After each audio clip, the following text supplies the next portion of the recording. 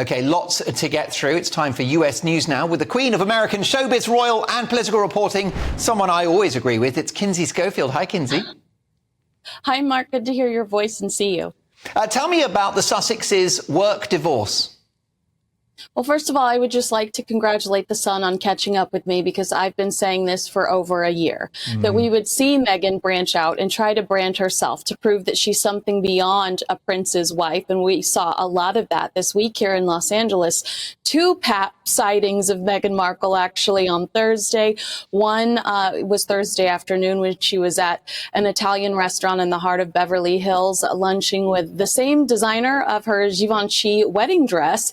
And then that evening, we saw her, after a costume change, of course, dining with some of Oprah Winfrey's producers, likely trying to talk about future projects. She's got her Netflix deal, which expires in 2025. But we are seeing Harry and Meghan kind of go in different directions.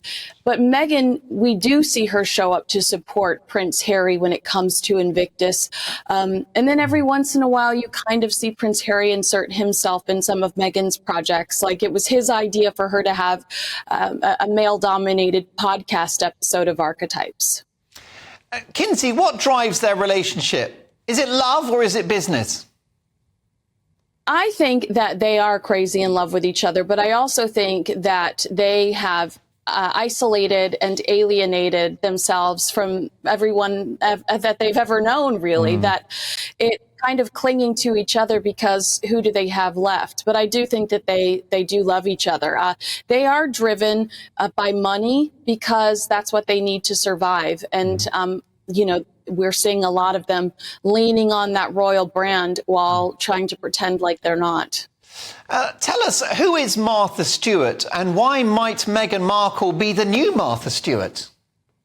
Isn't this such a strange story? Meghan Markle wants to be the new Martha Stewart, the one that was in the Slammer, the one that Martha Stewart from the Slammer. I think that this is just, honestly, they've just replaced the name Gwyneth Paltrow with Martha Stewart. And I agree with this story, because if you look at what Meghan developed herself through the TIG, it was a lifestyle brand. Years ago, or at least 6 months ago, this story was circulating that Meghan Markle wanted to be the new Gwyneth Paltrow. And now we're saying, Page 6 is reporting Meghan Markle wants to be the new Martha Stewart. What that is, in general, is somebody that is a mainstream influencer. She wants to have a cooking show, a cookbook. She wants you to be able to go to a Tesco and find pots and pans with her face on it. I do believe that this is the direction that Meghan and William Morris Endeavor are trying to create. I think they're trying to create a path for Meghan in this environment of being a lifestyle expert. Well, that's right, because, of course, Martha Stewart was the queen of lifestyle advice, wasn't she? She had massive shows in the 80s and 90s, and she had cookbooks, and there was crockery and all sorts of... Now she's best friends with Snoop Dogg, which I can applaud that. That shows that an ability to go in crazy places. So God bless Martha Stewart. Yes, indeed. She's been on quite the journey. How would you appraise Meghan Markle's popularity in the United States at the moment?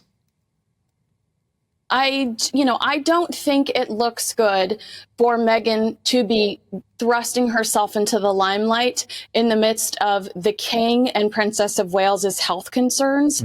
I think it looks a little vapid and shallow for her to be hobnobbing around Beverly Hills. Perish the thought. In the midst of some of these very serious issues.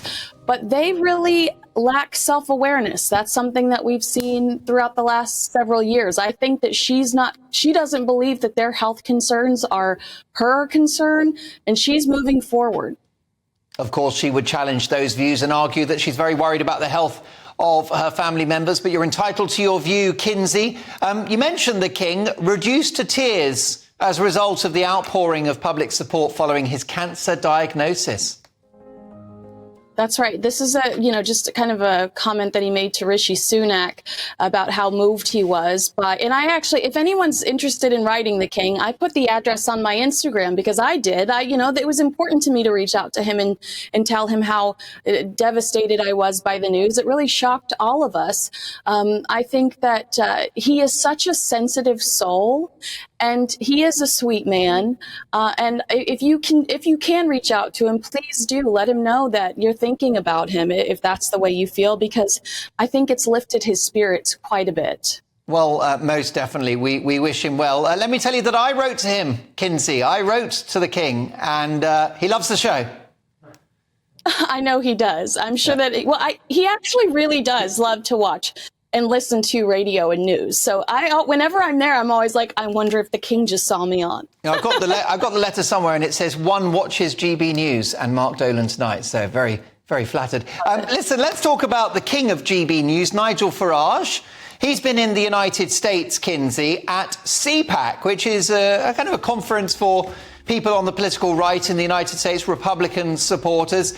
He made quite a splash. Are people starting to get familiar with who Nigel Farage is now in America? No, absolutely. We love Nigel Farage here. I think that he is become a bigger personality thanks to his association with Donald Trump. CPAC is obviously the perfect venue for him. This is where conservatives, Republicans come together and they determine what direction they're headed in the future. They want to spotlight some of the political leaders. And, Nigel is a great, reasonable, common sense voice who does definitely stand behind the former president, Donald Trump.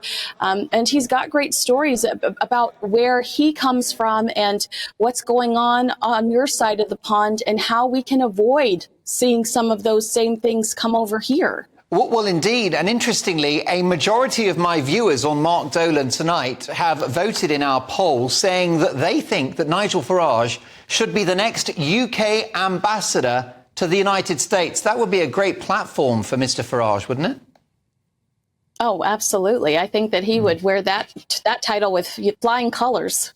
Most definitely. Listen, you've delivered, as always, with flying colours tonight, Kinsey. We'll catch you in a week's time.